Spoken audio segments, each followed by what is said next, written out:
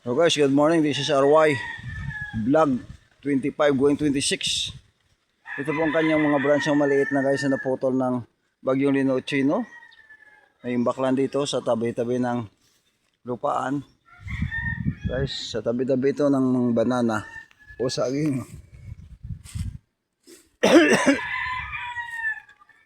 Napakarami guys, maliit no.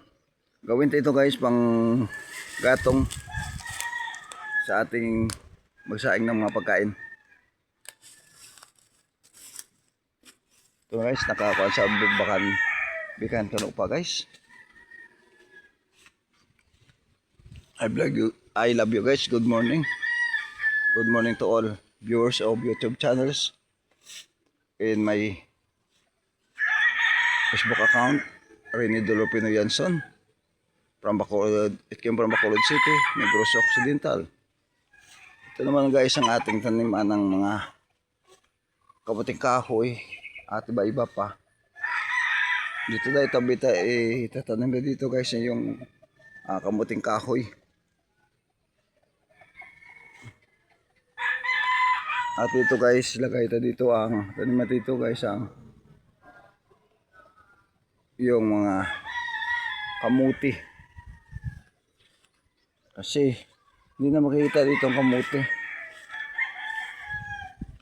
Takipan na ito ng balagon o napakaraming damo.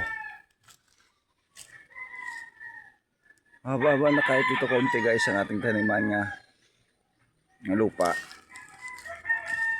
Nakakamuti. Pwede man dito dahil pinya ito itanim. Ito po guys ang Palawan tawag sa amin. Obisol.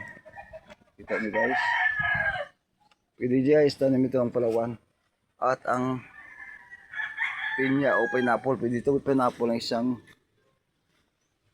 puno guys. At doon naman banda guys. Mayroong kuan dito tabi-tabi guys. Mayroong pineapple na. Mayroong nagkiri na sa guys ng fruits o nagbubunga na guys na kanyan guys. Kita mo guys. Ito pa guys. Dito guys. Ito pa guys na may bunga na guys ng pineapple. Pwede dito tanim natin yung pineapple dito guys. Sa kilira ng guys ng lupa. Ito sa labas na namin bahay guys. Okay guys, nakapaka maganda po itong taniman guys. Kasi maliit lang ito guys. Kasi 240 per meter man yata ito guys. God bless you guys. Good morning. Welcome to the Bacolod City, Negros Occidental. RY Vlog 25 going 26. Open naman sa pag-video ngayon guys. Thank you. God bless you.